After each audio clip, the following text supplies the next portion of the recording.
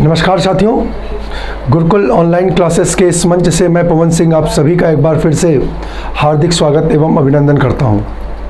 साथियों, वीडियो परीक्षाओं को ध्यान में रखकर संस्था की ओर से चलाई जा रही इस विशेष मुहिम के तहत आज हम लोग एक नए अभ्यास सत्र के सामने आप सभी के सामने उपस्थित हैं।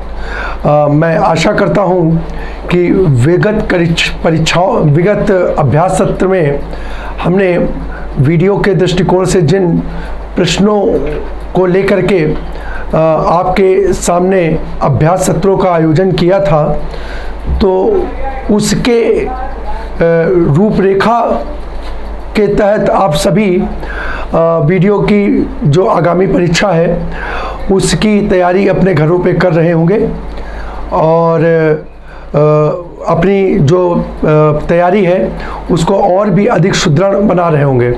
तो साथियों, इसी क्रम में आज हम एक नवीन अंक के साथ पुनः आपके सामने उपस्थित हैं। तो आइए अपनी आज की चर्चा को प्रारंभ करते हैं और देखते हैं अपनी आज की चर्चा का पहला प्रश्न। हमारी आज की चर्चा का पहला प्रश्न साथियों संधि से है। उज्ज्वल का संधि विच्छेद क्या है? पद को देखें। उज्ज्वल का संधि विच्छेद क्या है? विकल्प ए उत्धन जल, बी उत्धन ज्वल, सी उत्धन जल और डी उत्धन ज्वल। तो साथियों, रिपीटेड क्वेश्चन है, कई बार हम इसका अभ्यास कर चुके हैं। इस प्रश्न का सही आंसर होगा उत्धन ज्वल। और यदि हम बात करें तो यहाँ पर देखें, ये पहले पद का अंतिम वर्ण जो कि क्या है? व्यंजन, और दूसरे पद का प्रारंभिक वर्ण जो कि क्या है? व्यंजन। दोनों पदों पर क्या व्यंजन के आने से होने वाली संधि हमारी जो होती है कौन सी होती है? व्यंजन संधि होती है।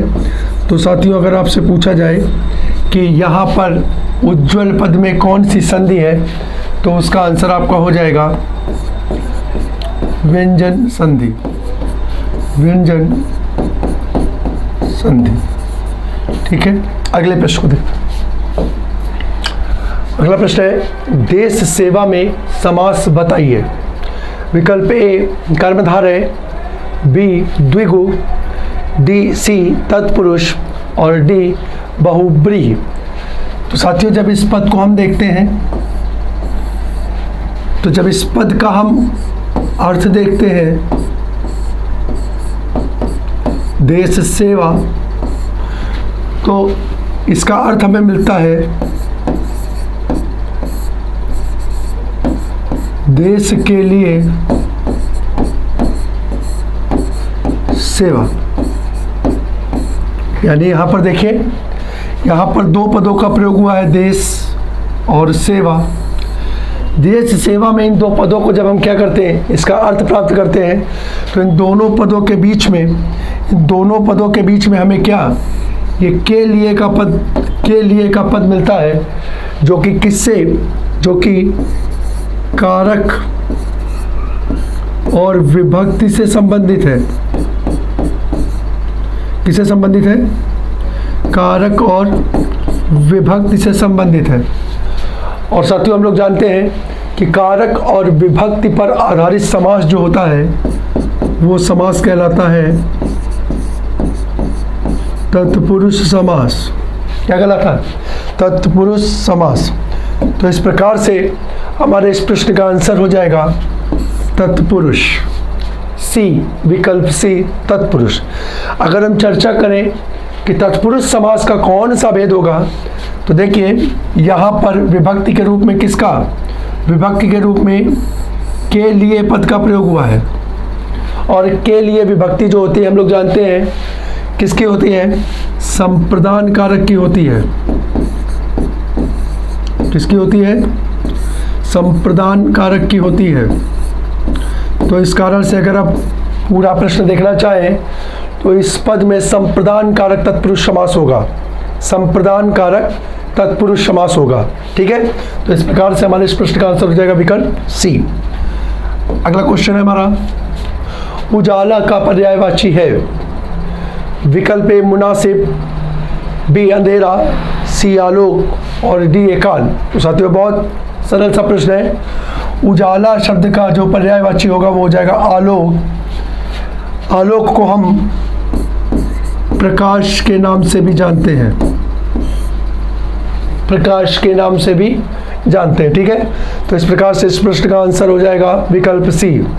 ठीक है, अगर हम बात करें विकल्प बी की, अंधेरा, तो ध्यान रखिएगा साथियों, उजाला का विलोम शब्द जो होगा, विलोम शब्द जो होगा वो अंधेरा हो जाएगा। उजाला का विलोम अंधेरा। ठीक है, पक्का। अगला क्वेश्चन देखते हैं। अगला क्वेश्चन है हमारा, आरोही का विलोम क्या है? विकल्प ए अवरोही, बी क्रमागत, सी विगत और डी लगातार। तो साथियों इस प्रश्न का सही उत्तर होगा ए अवरोही। आरोही का विलोम जो होता है अवरोही होता है। आरोही का मतलब क्या होता है?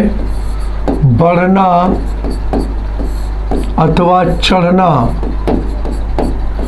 इसी प्रकार से अगर हम देखेंगे तो अवरोही का अर्थ होगा घटना अथवा उतरना। ठीक है, घटना अथवा उतरना। इस प्रकार से इस प्रश्न का सही आंसर हो जाएगा विकल्प ए। हमारा अगला प्रश्न है, आसक्त किसका विलोम है? आसक्त का विलोम शब्द क्या होगा? विकल्प ए आश्रित, बी घृणा, सी निंदा और डी विरक्त। तो साथियों इस प्रश्न का जो सही उत्तर होगा वो होगा विकल्प डी विरक्त। आसक्त का मतलब होता है किसी की ओर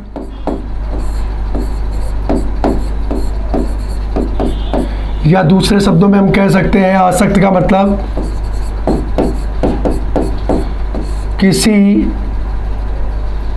से लगाव रखना। आसक्त, ठीक है, आसक्त से ही पद बना है आसक्ति। किसी की ओर अधिक झुकाव होना, उससे जुड़ाव होना, उससे लगाव होने को ही हम आसक्ति बोलते हैं। ठीक है, आसक्ति बोलते हैं। ठीक है, तो अगर हमारा किसी की ओर झुकाव है, लगाव है, तो इसके विलोम के रूप में हम प्रयोग करेंगे उससे दूरी के लिए, अलगाव के लिए पद को, और वो पद हमारा होगा विरक्त। विरक्त का शाब्दिक अर्थ होता है अलगाव। अलगाव। ठीक है साथियों, यहाँ पर एक चीज और ध्यान रखेंगे कि आसक्त का जो एक विपरीतार्थक पद होगा, हमने आपको उपसर्ग और प्रत्यय के संदर्भ में बताया है कि उपसर्गों का जो प्रयोग होता है, उपसर्गों का प्रयोग किसी भी शब्द में 3 प्रकार से होता है। पहला, उसकी विशेषता को बताने हेतु, उसकी विशेषता बताने हेतु। दूसरा, उसका नया अर्थ देने हेतु, नया अर्थ देने हेतु। और तीसरा और महत्वपूर्ण जो होता है वो होता है विपरीत अर्थ प्राप्त करने हेतु। विपरीत अर्थ हेतु। ठीक है, तो अगर यहाँ पे हम उपसर्ग का प्रयोग करें और इसका विलोम शब्द बनाएं, तो देखिए हमने आपको बताया था विपरीत अर्थ प्राप्त करने हेतु हम लोग प्रायः आ, अन और निह उपसर्ग का प्रयोग करते हैं। ठीक है। अगर यहाँ पर ये शब्द है आसक्त, तो साथियों इसका विलोम बनाने के लिए हम इसमें अन्य उपसर्ग का प्रयोग करेंगे और इस प्रकार से हमारा पद बनेगा अनासक्त। तो विरक्त की जगह आसक्त का विलोम लिख लीजिएगा, अनासक्त भी हो सकता है, अनासक्त भी हो सकता है। अगर हम बाकी विकल्पों की चर्चा करें तो देखिए आश्रित, अब हमने कहा उपसर्ग का ही प्रयोग करके, तो देखिए यहाँ पर नि उपसर्ग का प्रयोग करेंगे और इसका विपरीत शब्द बनाएंगे निराश्रित। निराश्रित घृणा का साथियों विपरीत शब्द हो जाएगा प्रेम, और निंदा का प्राप्त होगा स्तुति।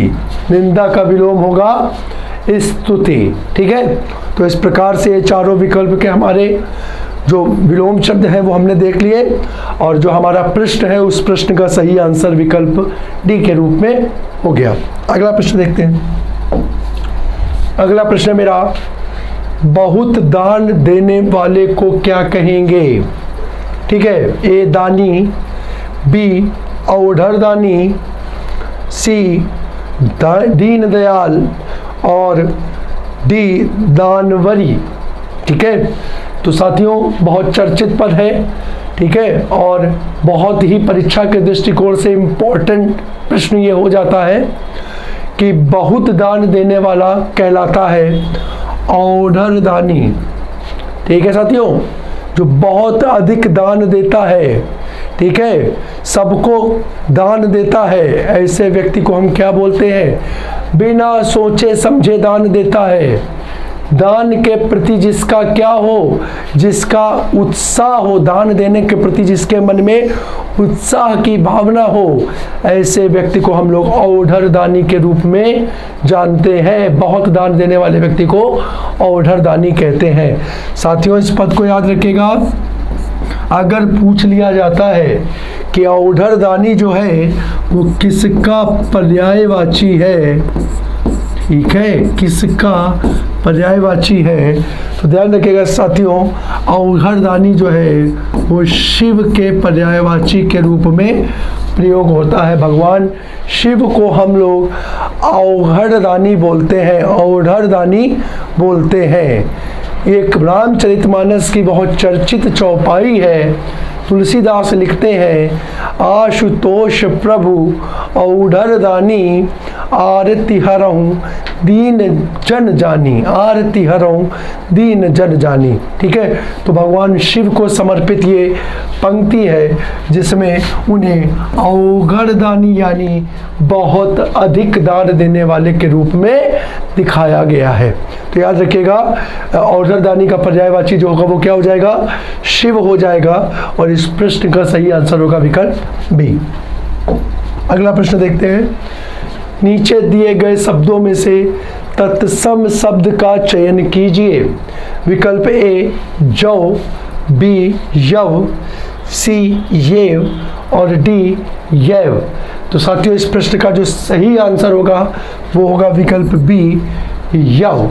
ठीक है, यव जो होता है, यव जो होता है इसका तद्भव स्वरूप साथियों जौ होता है। ठीक है, इसका तद्भव जौ होता है। इस जौ को ही हम संस्कृत में किस नाम से? तत्सम में यव के नाम से जानते हैं। तो इस प्रकार से इस प्रश्न का हमारा आंसर हो जाएगा विकल्प बी। हमारा अगला प्रश्न है, दुर्योधन में उपसर्ग बताइए। विकल्प ए दुर, विकल्प बी दुस, विकल्प सी उप और विकल्प डी आपी। तो साथियों इस प्रश्न का सही आंसर होगा विकल्प ए दुर। ठीक है, अब देखते हैं तो अगर हम इस दुर्योधन पद में विच्छेद करें तो हमें यहाँ पर एक दुह उपसर्ग और योधन पद के रूप में प्राप्त होता है। योधन पद के रूप में प्राप्त होता है, जहाँ ये दुह जो है वो दुर में परिवर्तित हो जाता है, दुर में परिवर्तित हो जाता है। यानी ये जो विसर्ग है, ये विसर्ग किस में? रा में परिवर्तित हो जाती है, रा में परिवर्तित हो जाती है। तो इस प्रकार से अगर हम देखें तो ये दुर्योधन पद में दुह और योधन में दुह जो है वो दुर में परिवर्तित होता है। इस कारण से इस पद में जो है वो संधि जो होती है वो विसर्ग संधि हो जाती है। कौन सी हो जाती है? विसर्ग संधि हो जाती है, विसर्ग संधि हो जाती है। ठीक है, तो इस प्रकार से हमारे इस प्रश्न का आंसर होगा विकल्प ए। अपना अगला प्रश्न देखते हैं। हमारा अगला प्रश्न है, छाती पर मूंग दलना का अर्थ क्या है? छाती पर मूंग दलना का अर्थ क्या है? तो साथियों विकल्प देखते हैं। समीप रहकर कष्ट देना विकल्प ए, परेशान करना विकल्प बी, झगड़ा करना विकल्प सी और मारना विकल्प डी। तो साथियों अगर इस प्रश्न को हम थोड़ा ध्यान से देखें तो दो विकल्प तो यहाँ से अपने आप हट जाते हैं। अगर उत्तर की बात करें तो सिर्फ ये दो ही विकल्प ऐसे हैं जो थोड़ा सा समीप और निकट दिखाई देते हैं, एक जैसे प्रतीत होते हैं, परंतु जब सावधानी से देखते हैं तो छाती पर मूंग दलने का अर्थ हो गया परेशान करना, और छाती पर मतलब समीप में रहकर। इस प्रकार से इस प्रश्न का सही उत्तर हो जाएगा विकल्प ए, समीप रहकर कष्ट देना या परेशान करना। समीप रहकर कष्ट देना या परेशान करने को हम लोग बोलते हैं छाती पर मूंग दलना। साथियों क्षेत्रीय भाषाओं की यदि बात करें तो बुंदेलखंड बोली में इस मुहावरे का बहुत ही अधिक प्रयोग देखने को प्राप्त होता है। और क्षेत्रीय की बात अगर हम छोड़ भी दें तो हमारे दैनिक जीवन में, ठीक है, हमारे घरों में भी जब कभी माताएं या बड़े बच्चों के शरारतों से परेशान हो जाते हैं तो प्रायः इस लोकोक्ति का प्रयोग करते हैं। ठीक है, इसका प्रयोग देखने को मिलता है छाती पर मूंग दलना, जिसका अर्थ होता है समीप रहकर परेशान करना या कष्ट देना। तो इस प्रकार से इस प्रश्न का आंसर हो जाएगा विकल्प ए। आइए अपना अगला प्रश्न देखते हैं। निम्नलिखित में से किस शब्द की वर्तनी सही है? ठीक है, तो अगर हम वर्तनी को देखें तो साथियों रिपीटेटेड क्वेश्चन है। ठीक है, इसको हम लोग अपनी पुरानी शीट में या पुराने अभ्यास सत्र में भी इसका अभ्यास कर चुके हैं। तो देखिए इस प्रश्न का जो सही आंसर होगा वो होगा विकल्प बी, अनुगृहित। साथियों ध्यान रखिएगा, मूल शब्द जो होता है वो अनुग्रह होता है। ठीक है, कुछ हमारे साथी जो हैं वो इस पद को लेकर के आंसर लगाने का प्रयास करते हैं कि मूल पद अनुग्रह है, तो यहाँ पर ये पद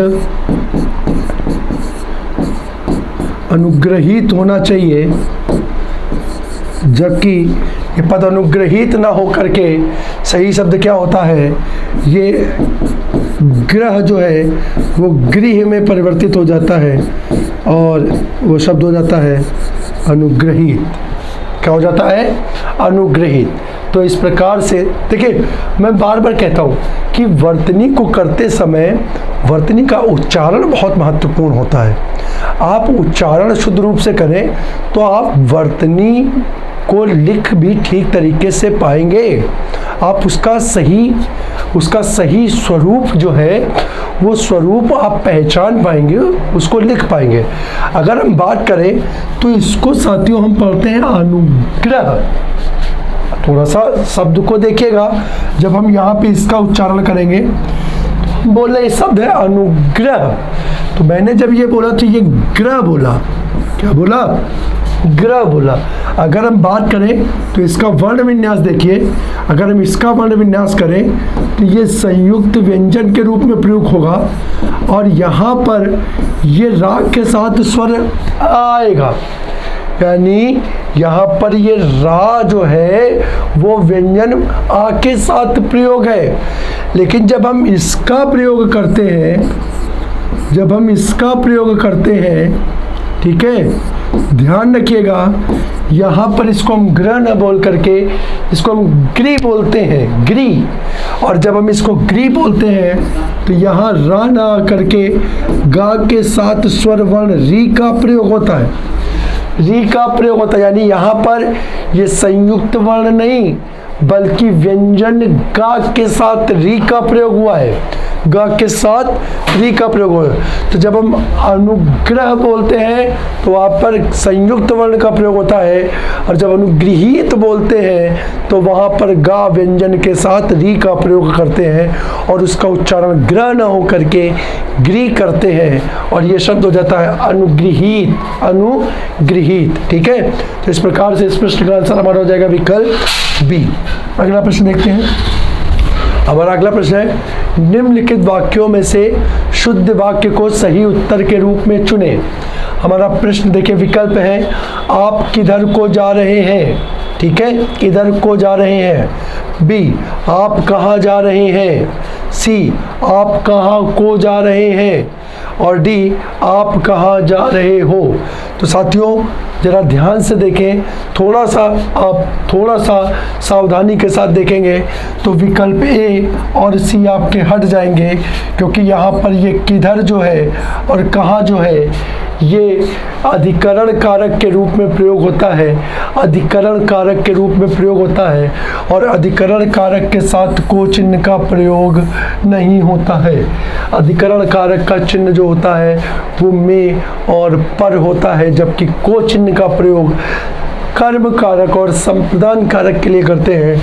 तो दो विकल्प, और सामान्यतः अगर हम इतनी चर्चा को ना भी करें, ना भी जाने, तो सामान्य जो हम लोग बोल चाल के रूप में प्रयोग करते हैं तो ये शब्द हम कभी बोलते ही नहीं हैं, बोलने में ही ये शब्द थोड़ा अशुद्ध सा प्रतीत हो रहा है। ठीक है, इस शब्द का हम लोग कभी भी अपने दैनिक जीवन में या इस वाक्य का कभी भी प्रयोग इस रूप में नहीं देखते हैं। तो ये दोनों वाक्य तो जो हुए वो आपके क्या हो गए, अशुद्ध हो गए। अब जरा देखते हैं, आप कहाँ जा रहे हैं और आप कहाँ जा रहे हो, ये दोनों थोड़े से निकटतम एक जैसे वाक्य प्रतीत हो रहे हैं। तो अब यहाँ पर अगर हम देखें तो साथियों इस प्रश्न के सही उत्तर के रूप में हम विकल्प बी का चयन करेंगे। आप कहाँ जा रहे हैं, कहाँ जा रहे हैं। और इसके सही होने का जो कारण है वो आप लोग यहाँ पर नोट कर लें, बहुत महत्वपूर्ण बिंदु है।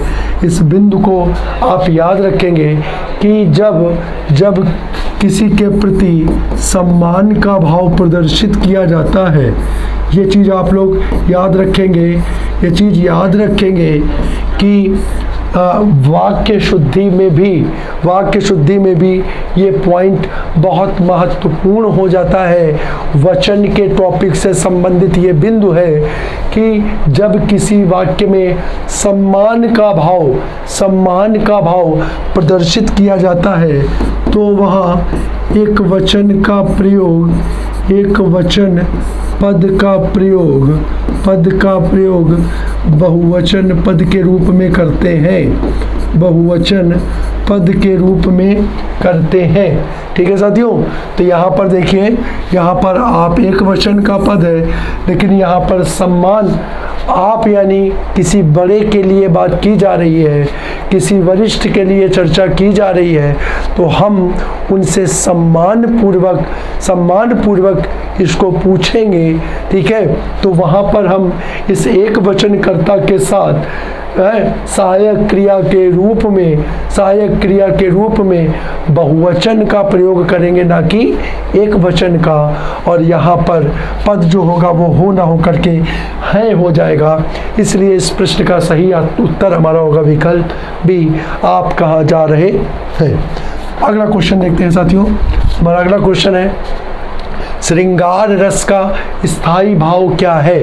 विकल्प ए निर्वेद, बी रति, सी हास्य, डी जुगुप्सा। तो साथियों एकदम ऑब्जेक्टिव सा क्वेश्चन है। विकल्प बी रति जो है वो श्रृंगार रस का स्थायी भाव हो जाता है। अगर हम बाकी विकल्पों की चर्चा करें तो निर्वेद जो है वो शांत रस का, हास्य जो है वो हास्य, साथियों ध्यान रखिएगा, हास्य जो है वो अपने आप में स्थायी भावना होकर के क्या है, ये रस ही है। ये क्या है? रस ही है। और इसका जब हम स्थायी भाव देखते हैं तो स्थायी भाव इसका होता है हास्य, जबकि जुगुप्सा जो होता है वो विभत्स रस का स्थायी भाव होता है। जुगुप्सा या घृणा जो होता है वो विभत्स रस का स्थायी भाव हो जाता है। हमारा अगला प्रश्न है, दोहा के सम चरणों में कितनी मात्राएं होती हैं? ए 11, बी 13, सी 16 और डी 18। तो साथियों ध्यान रखिएगा, दोहा जो होता है वो कैसा होता है? वो अर्ध सममात्रिक छंद होता है।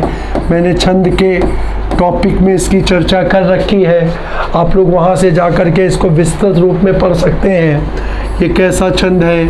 अर्ध सममात्रिक छंद है। इसका मतलब इसमें कितने चरण? 4 चरण होंगे। और 4 चरण में अगर हम बात करें तो इसमें पहला, दूसरा, तीसरा और चौथा, ये 4 चरण होंगे।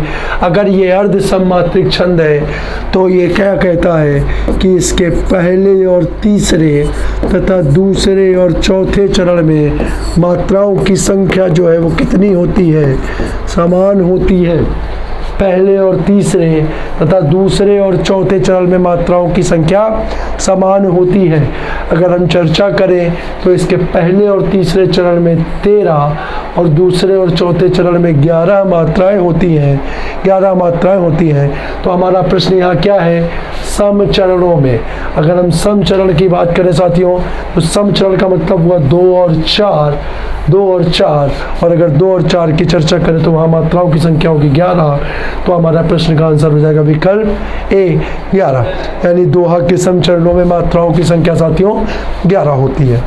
हमारा अगला प्रश्न है, निम्नलिखित प्रश्नों के पद्यांशों में प्रयुक्त अलंकार के भेद का चयन दिए गए विकल्पों में से कीजिए। है अब यहाँ पर हमारी जो पंक्ति है वो क्या है? कमल नयन को छोड़ महातम, कमल नयन को छोड़ महातम, और देव को ध्यावे, और देव को ध्यावे। बहुचर्चित पंक्ति है और बहुत ही महत्वपूर्ण उदाहरण साथियों आपके सामने है। पंक्ति का अर्थ जो है वो कह रहा है, वो क्या कह रहा है कि कमल नयन को छोड़ महातम, कमल नयन को छोड़ महातम, कमल नयन को छोड़ करके किसी और देव को ध्याते हैं, किसी और देव की स्तुति करते हैं, किसी और देव की वंदना करते हैं। ठीक है, तो साथियों यहाँ पर देखिए, यहाँ पर अगर हम देखें तो एक पद हुआ कमल नयन, एक पद हुआ कमल नयन और एक पद हुआ देव और देव मतलब दूसरा देव। ठीक है, तो यहाँ पर 2 पदों की अगर चर्चा करते हैं कि एक को छोड़ करके दूसरे की, एक को छोड़ करके यानी दोनों पर तुलना का भाव कहीं ना कहीं प्रदर्शित हो रहा है, तुलना का भाव कहीं ना कहीं प्रदर्शित हो रहा है। और साथियों अगर हमने आपको पढ़ाया था कि कहीं भी किसी उदाहरण में तुलना का भाव प्राप्त हो, तुलना का भाव प्राप्त हो, उपमेय और उपमान की प्राप्ति हो, तो वहाँ पर कौन सा? वहाँ पर उपमा अथवा प्रतीप अलंकार होता है, उपमा अथवा प्रतीप अलंकार होता है। तो साथियों यहाँ पर देखिए विकल्प ए अनुप्रास, बी उपमा, सी उत्प्रेक्षा, डी प्रतीप। अब यहाँ पर ये देखिए दोनों विकल्प आ गए हैं, दोनों विकल्प आ गए।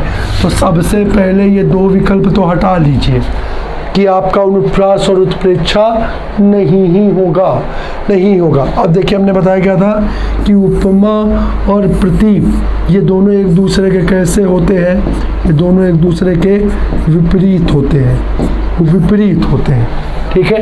अगर हम चर्चा करें, हमने अपने अलंकार के टॉपिक में इसको आपके सामने प्रस्तुत किया था कि जब उपमेय को उपमान और उपमान को उपमेय के रूप में प्रस्तुत किया जाता है, उपमेय को उपमान और उपमान को उपमेय के रूप में प्रस्तुत किया जाता है, तो काव्य में प्रयुक्त अलंकार प्रतीप अलंकार के नाम से जाना जाता है, उसको प्रतीप अलंकार कहते हैं, ठीक है। तो साथियों यहाँ देखिए, यहाँ पर कमल नयन यानी विष्णु, विष्णु होना तो चाहिए ये उपमान, होना तो चाहिए उपमान, लेकिन यहाँ इसका प्रयोग किस रूप में हो गया, उपमेय के रूप में हो गया। किस रूप में हो गया, उपमेय के रूप में हो गया। और ये जो सामान्य रूप से है देव, होना तो चाहिए ये उपमेय, होना तो चाहिए ये उपमेय, लेकिन इसका प्रयोग यहाँ किस रूप में मिल गया, उपमान के रूप में मिल गया। तो यानी जो उपमेय है, जो उपमेय है वो किस रूप में, उपमान के रूप में, और जो उपमान है, जो उपमान है वो किस रूप में, उपमेय के रूप में प्राप्त हो रहा है, उपमेय के रूप में प्राप्त हो रहा है। तो साथियों यहाँ पर उपमा अलंकार ना होकर के हमारा कौन सा, डी प्रतीप अलंकार हो जाएगा। बहुत महत्वपूर्ण उदाहरण आपके सामने मैंने रखा है, आप इसको एज इट इज़ याद कर लेंगे, क्योंकि परीक्षा में अगर ये आता है तो इस बिंदु तक पहुंचना सामान्यतः छात्रों के लिए, हमारे बच्चों के लिए संभव नहीं हो पाता है, क्योंकि निश्चित समय सीमा में कई विषयों के प्रश्नों को आपको हल करना होता है, और जब बहुत सारी चीज़ें एक साथ आपको हल करनी होती हैं तो ऐसे छोटे छोटे महत्वपूर्ण बिंदु प्रायः दिमाग में नहीं आते हैं, ठीक है। तो मैं आपसे आशा करता हूँ कि ये जो हमने आपको यहाँ पर उदाहरण दिया है, ये उदाहरण आप लोग याद कर लेंगे एज इट इज़, ताकि वहाँ पर आपको इसको सोचने का समय ना गंवाना पड़े, सोचने में समय ना लगाना पड़े साथियों, ठीक है। तो इस प्रकार से इस प्रश्न का आंसर हमारा विकल्प डी। आइए अपना अगला प्रश्न देखते हैं। हमारा अगला प्रश्न है, नृत्य का तत्भव शब्द है, ए नृत्य, बी नाच, सी नच और डी नचैया। तो देखिए कितने आसानी से नृत्य का तत्सम, नृत्य का तत्भव, नृत्य का तत्भव नृत्य नहीं हो सकता, कुछ ना कुछ परिवर्तित होगा, एक विकल्प तो आपका ऐसे ही हट गया, ठीक है। इस शब्द का प्रयोग हम लोगों ने प्रायः देखा ही नहीं है, इस शब्द का प्रयोग प्रायः हम लोगों ने देखा ही नहीं है। और नचैया शब्द जो है ये देश में प्रयुक्त, देश में उत्पन्न होने के कारण ये शब्द कैसा हो जाता है, देशज हो जाता है, कैसा हो जाता है, देशज हो जाता है। तो हमारे पास एक ही विकल्प बचता है, नृत्य का तत्भव होगा विकल्प बी, नाच, ठीक है। अपने अगले प्रश्न की ओर बढ़ते हैं। हमारा अगला प्रश्न है, कमर कसना मुहावरे का सही अर्थ बताइए। कमर कसना मुहावरे का सही अर्थ क्या होगा, विकल्प ए सतर्क रहना, बी दंडित करना, सी दृढ़ निश्चय करना और डी परिश्रम करना। तो साथियों इस प्रश्न का सही उत्तर होगा विकल्प सी, दृढ़ निश्चय करना। किसी कार्य को करने के लिए जब हम एक निश्चित कर लेते हैं, कोई एक संकल्प ले लेते हैं, तो ऐसी परिस्थिति में एक जो लोकोक्ति का प्रयोग या मुहावरे का प्रयोग हम लोग करते हैं, वो मुहावरा होता है कमर कसना। जैसे मैं कहता हूँ कि वर्तमान समय में वीडियो की परीक्षा को ध्यान में रखते हुए छात्रों ने अपनी कमर कस ली है, ठीक है। छात्रों ने तैयारी करने हेतु अपनी कमर कस ली है, यानी तैयारी करने का उन्होंने क्या कर लिया है, दृढ़ निश्चय कर लिया है। और दृढ़ निश्चय सिर्फ तैयारी करने का ही नहीं, बल्कि इस चीज़ का भी कर लिया है कि किसी भी प्रकार से ठीक है, हम दिन रात को एक कर देंगे और इस वीडियो की परीक्षा में क्या करेंगे, अपना स्थान सुनिश्चित करेंगे और अपने जो सपने हैं उनको साकार करने की ओर एक कदम बढ़ाएंगे, ठीक है। तो इस प्रकार से इस प्रश्न का सही उत्तर हो जाएगा साथियों विकल्प सी, दृढ़ निश्चय करना। कमर कसने का सही अर्थ होगा दृढ़ निश्चय करना। 18वां, सुरेंद्र में कौन सी संधि है। विकल्प ए दीर्घ, बी गुण, सी वृद्धि, डी यण। तो साथियों अगर इस पद को हम देखें, तो इस पद को हम जब तोड़ते हैं तो हमें दो पद मिलते हैं, सूर्य, धन, इंद्र।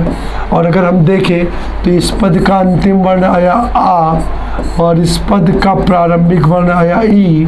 आ और ई मिलकर के हमारा बना देते हैं ए, और ये ए जो प्राप्त होता है ये हमें प्राप्त होता है गुण संधि के फलस्वरूप। कौन सी संधि? गुण संधि के फलस्वरूप, ठीक है, गुण संधि के फलस्वरूप। तो इस प्रकार से इस पद में हमारी संधि हो जाती है विकल्प बी गुण संधि, गुण संधि। अगला प्रश्न देखते हैं। हमारा अगला प्रश्न है धर्माधर्म में समास कौन सा है? साथियों इस पद को जब हम तोड़ते हैं तो ये पद हमें मिलता है धर्म, धर्म और अधर्म, ठीक है, धर्म और अधर्म। और साथियों हमने आपको बताया था कि जब विपरीतार्थक प्रकृति का कोई पद, विपरीतार्थक प्रकृति का कोई पद प्रयुक्त होता है तो वहाँ पर समास जो होता है वो कौन सा? द्वंद्व समास हो जाता है। कौन सा समास हो जाता है? द्वंद्व समास हो जाता है। तो इस प्रकार से इस प्रश्न का सही आंसर होगा विकल्प ए। अगला प्रश्न देखते हैं। अगला प्रश्न हमारा, जो शीघ्र प्रसन्न हो जाए उसे कहेंगे। शीघ्र प्रसन्न होने वाला, शीघ्र प्रसन्न होने वाला। विकल्प ए प्रसन्न चित्त, बी प्रसून, सी प्रसन्ना और डी आशुतोष। तो साथियों अभी थोड़ी देर पहले मैंने एक चौपाई की चर्चा की थी जिसमें हमने बोला था आशुतोष प्रभु अवघड़ दानी आरती हरऊं दीन मम जानी, दीन मम जानी, ठीक है। तो यहाँ पर देखिए, यहाँ पर आशुतोष, आशुतोष, आशुतोष मतलब जो शीघ्र ही प्रसन्न हो, जो शीघ्र ही प्रसन्न हो। ऐसे भगवान शिव के लिए इस पद का प्रयोग करते हैं। तो शीघ्र प्रसन्न होने के लिए जो एक पद होगा वो होगा डी आशुतोष। इस प्रश्न का हमारा सही आंसर होगा डी आशुतोष। तो साथियों यहाँ पर देखिए बहुत बढ़िया तरीके से, बहुत अच्छी तरीके से आपको भगवान शिव के दो पर्यायवाची पद मिल गए हैं, जिसमें एक होता है औढ़ दानी, अवघड़ दानी, और दूसरा होता है आशुतोष, आशुतोष, ठीक है। आशुतोष मतलब शीघ्र प्रसन्न होने वाला, और अवघड़ दानी का मतलब बिना सोचे विचारे हमेशा दान करने वाला क्या कहलाता है? औढ़ दानी कहलाता है, ठीक है। आइए अपने अगले प्रश्न की ओर बढ़ते हैं। हमारा अगला प्रश्न क्या कह रहा है? नीचे दिए गए विकल्पों में से तत्सम शब्द का चयन करें, तत्सम शब्द का चयन करें। विकल्प ए ऊंट, बी उष्ट्र, डी ऊष्ट और डी ऊट। तो साथियों मैंने आपको चर्चा भी की है, तत्सम का मतलब होता है संस्कृत के समान शब्द, संस्कृत के जैसे, संस्कृत के जैसे पद, संस्कृत के जैसे पद। और अगर संस्कृत के जैसे पदों की हम चर्चा करते हैं तो इन चारों विकल्पों में हमें जो एक संस्कृत के निकट शब्द दिखाई देता है वो दिखाई देता है विकल्प बी उष्ट्र। तो उष्ट्र जो है वो कैसा हो जाएगा? तत्सम हो जाएगा। और साथियों इसका तद्भव जो होगा वो होगा ऊंट, इसका तद्भव क्या होगा? ऊंट हो जाएगा, ठीक है। तो इस प्रकार से हमारे इस प्रश्न का आंसर हो जाएगा विकल्प बी। आइए अपने अगले प्रश्न की ओर बढ़ते हैं और देखते हैं हमारा अगला प्रश्न क्या कह रहा है। अवतार शब्द में कौन सा उपसर्ग है? बे ए अपि, बी अभी, सी अव और डी अधि। तो साथियों बहुत ही सरल सा प्रश्न है। अगर इसको हम तोड़ लें तो ये पद अव धन तार में टूट जाएगा और यहाँ पर ये पहला पद जो होगा हमारा किसके? उपसर्ग के रूप में प्रयुक्त हो जाएगा। तो इस प्रकार से हमारे प्रश्न का सही आंसर हो जाएगा विकल्प सी अव, विकल्प सी अव, ठीक है। हमारा अगला प्रश्न है अंगुलियों पर, अंगुलियों पर नचाना का सही अर्थ क्या है? ए संकेत करके नृत्य कराना, बी इच्छानुसार कार्य करवाना, सी संकेतों से नृत्य सिखाना और डी व्यर्थ परेशान करना। ठीक है, तो हम लोग अक्सर इस मुहावरे का प्रयोग करते हैं, इसका करते हैं कि प्रायः क्या होता है कि वह व्यक्ति जो है अपने नौकर को अपनी उंगलियों पर नचाता है, उंगलियों पर नचाता है का यहाँ पे अर्थ प्राप्त हो जाएगा इच्छानुसार कार्य करवाता है। तो उंगलियों पर नचाने का सही अर्थ होगा बी इच्छानुसार कार्य करवाना। ठीक है, अगले पृष्ठ को देखते हैं। अगला पृष्ठ हमारा ध्यांश से संबंधित है साथियों, पैसेज रीडिंग से संबंधित पृष्ठ है। तो आइए देखते हैं हमारा पैसेज क्या कह रहा है और पढ़ते हैं आज के अपने पैसेज को। हमारा पैसेज कह रहा है, जिंदगी के असली मज़े उनके लिए नहीं है जो फूलों की छाँव में नीचे खेलते और सोते हैं। ठीक है, बल्कि फूलों की छाह के नीचे अगर जीवन का कोई स्वाद छिपा है तो वह उन्हीं के लिए है जो दूर रेगिस्तान से आ रहे हैं, दूर रेगिस्तान से आ रहे हैं, जिनका कंठ सूखा हुआ है, होंठ फटे हैं और सारा बदन पसीने से तर है। पानी में जो अमृत वाला तत्व है उसे वह जानता है, उसे वह जानता है जो धूप में खूब सूख चुका है, वह नहीं जो रेगिस्तान में कभी पड़ा ही नहीं है। साथियों, प्रतीक के माध्यम से, प्रतीकों के माध्यम से यहाँ पर बहुत अच्छे से मनुष्य को श्रम पूर्वक कर्म करते हुए जीवन देने की सलाह दी गई है। बहुत बेहतरीन तरीके से कर्म की महत्ता को, श्रम की महत्ता को इस गद्यांश में प्रतीकों के माध्यम से परिभाषित किया गया है। ठीक है, तो आइए अब इस पृष्ठ से संबंधित उत्तरों को खोजने का प्रयास करते हैं। विकल्प ए, यह गद्यांश किसका लिखा हुआ। साथियों देखिए, ये प्रश्न जो है, ये प्रश्न मैंने हिंदी लिटरेचर से उठाया है, और जब इसको पढ़ रहे थे तो पढ़ने पूरे कई पद्यों की, कई मतलब गद्य खंडों की एक श्रृंखला थी। ठीक है, उस श्रृंखला को पढ़ते समय एक गद्यांश में लेखक का उल्लेख हुआ था। ठीक है, उल्लेख हुआ था। तो अगर सिर्फ इसके संदर्भ में गद्यांश के संदर्भ में हम आपसे इसके लेखक का नाम पूछें तो आपके साथ ये ज्यादती हो जाएगी। ठीक है, आपके साथ ये ज्यादती हो जाएगी, क्योंकि इस गद्यांश में कहीं पर भी लेखक का उल्लेख प्रत्यक्ष अथवा अप्रत्यक्ष रूप से नहीं किया गया है। ठीक है, तो अगर गद्यांश के दृष्टिकोण से बात करते हैं, तो ऐसा प्रश्न प्रायः परीक्षा में आपके सामने उपस्थित नहीं होगा। अगर होता भी है तो कहीं ना कहीं आपके सामने उस गद्यांश में लेखक का उल्लेख मिलेगा। लेकिन चूंकि साहित्य के विषय के अंतर्गत हम लोग जब पढ़ते हैं तो देखते हैं और पाते हैं कि ऐसी भाषा जो है, ऐसी भाषा का प्रयोग हम लोग क्या कहते हैं, प्रायः आलोचना के संदर्भ में प्रयोग करते हैं। किसी को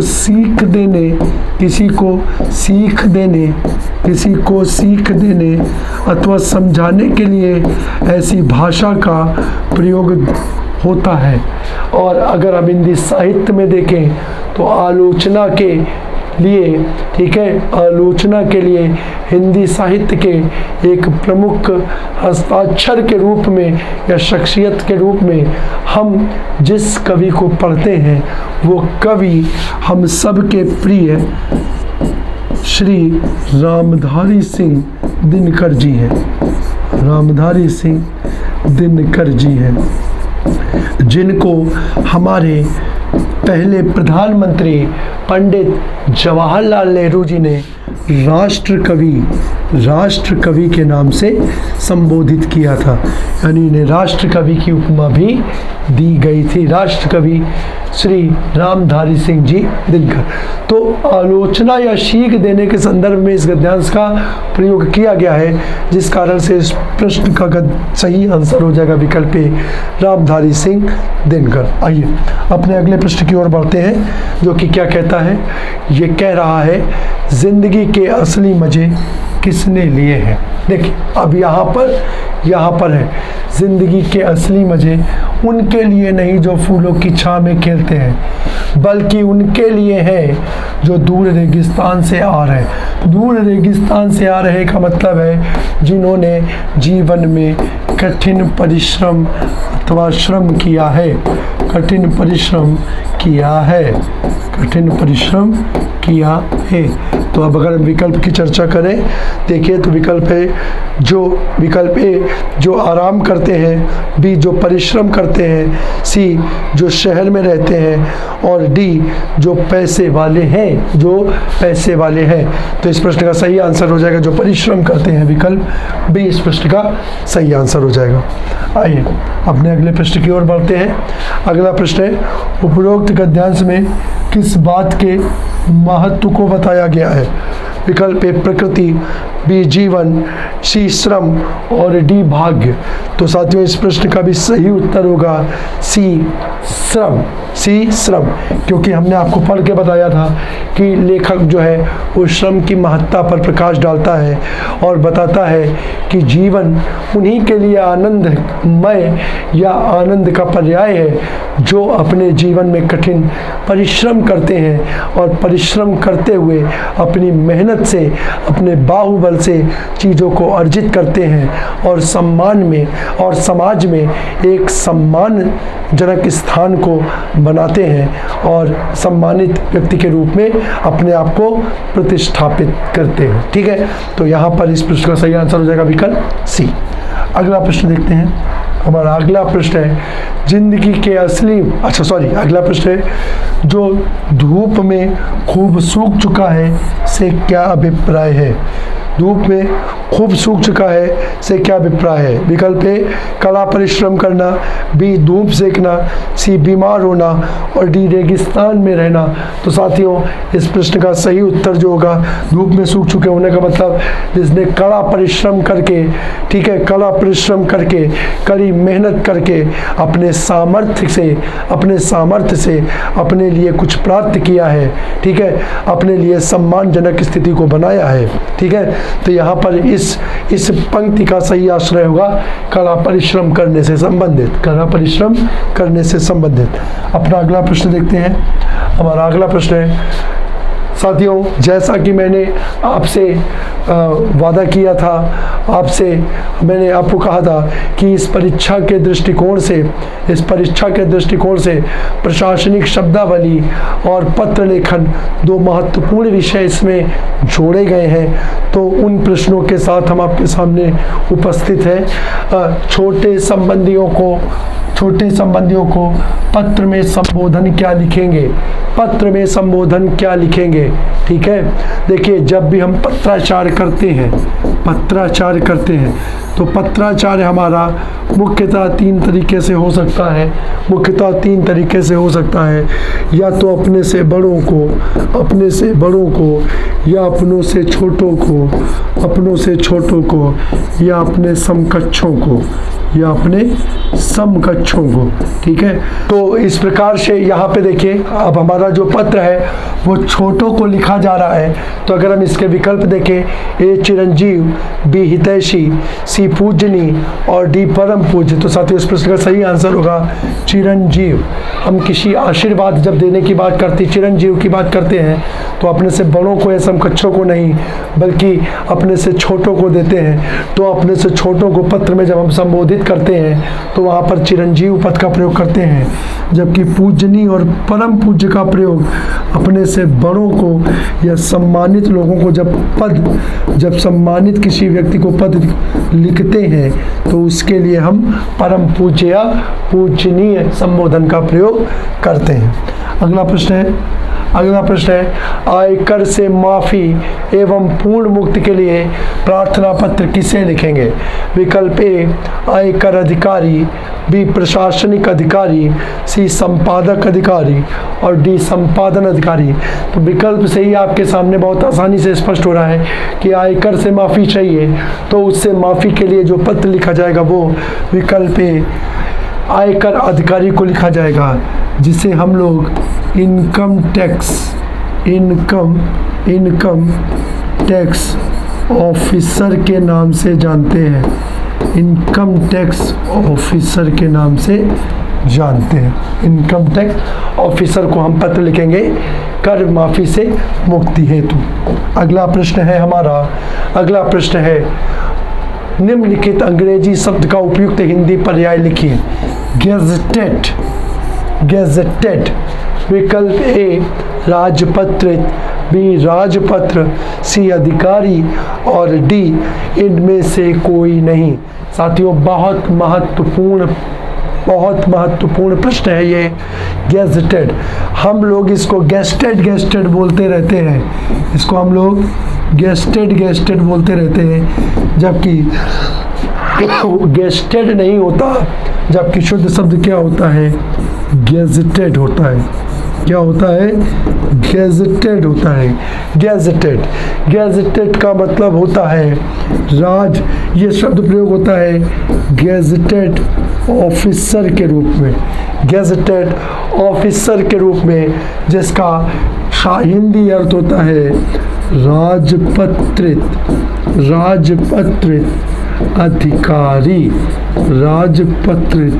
अधिकारी। तो यहाँ पर अगर हम दो शब्द देखें तो एक शब्द हुआ गेस्टेड और दूसरा शब्द हुआ ऑफिसर। गेस्टेड का अर्थ हो जाएगा राजपत्रित, तो इस प्रकार से हमारे इस गेस्टेड का सही अर्थ होगा विकल्प ए राजपत्रित। अगर हम बाकी की बात करें तो राजपत्र का अर्थ होता है गैजेट। ठीक है, गैजेट बोलते हैं राजपत्र को, और अधिकारी को अंग्रेजी में बोलते हैं ऑफिसर। अधिकारी के लिए जिस पद का प्रयोग होता है वो होता है ऑफिसर। ठीक है, तो इस पद का सही आंसर हो जाएगा विकल्प ए गेस्टेड यानी राजपत्रित। नेक्स्ट है निम्नलिखित हिंदी शब्द के लिए उचित अंग्रेजी शब्द क्या है जिसके लिए इस हिंदी शब्द का प्रयोग होता है? हिंदी शब्द है महाधिवक्ता। ठीक है, महाधिवक्ता की अगर हम बात करें तो विकल्प ए एडवोकेट, विकल्प बी एडवोकेट जनरल और विकल्प सी जज और डी जस्टिस। ठीक है, तो साथियों महाधिवक्ता के लिए जो पद हमारा प्रयोग होता है वो होता है एडवोकेट जनरल। ये महाधिवक्ता को बोलते हैं। साथियों एडवोकेट का मतलब होता है अधिवक्ता, जिसको बोलचाल की भाषा में हम लोग बोलते हैं वकील।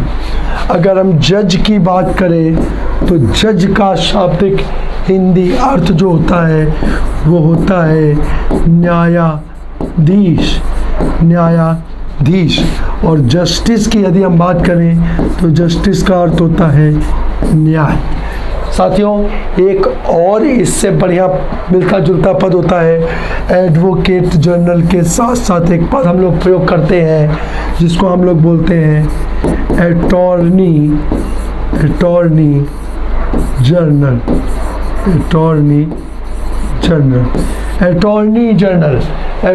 जनरल का जो हिंदी पद होता है उसे हम लोग बोलते हैं महान्यायवादी। ध्यान रखिएगा, अटॉर्नी जनरल जो होता है वो महान्यायवादी होता है। एडवोकेट जनरल महाधिवक्ता और अधिवक्ता को एडवोकेट के नाम से जानते हैं। तो साथियों, आशा करता हूँ कि आज का ये सत्र जो हमने आपके सामने रखा, कुछ महत्वपूर्ण प्रश्नों के साथ हम आपके सामने उपस्थित हुए, ठीक है, आपके लिए लाभकारी सिद्ध होगा। और भी अपनी आगे की कक्षाओं में परीक्षाओं के दृष्टिकोण में, परीक्षाओं को ध्यान में रखते हुए हम और भी अधिक से अधिक कक्षाएं आपकी लेने का प्रयास करेंगे, इस उम्मीद के साथ कि आप भी अपनी घरों में हम जिस एक आपको पैटर्न, जिस तरीके से परीक्षा की तैयारी को करने के लिए तैयार कर रहे हैं या समझा रहे हैं, उसी आधार पर आप घर में अपनी परीक्षा को तैयारी को करेंगे, ठीक है। इन शब्दों के साथ मैं अपनी आज की कक्षा को यहीं पर समाप्त करता हूं और आपसे विदा लेता हूं। जय हिंद।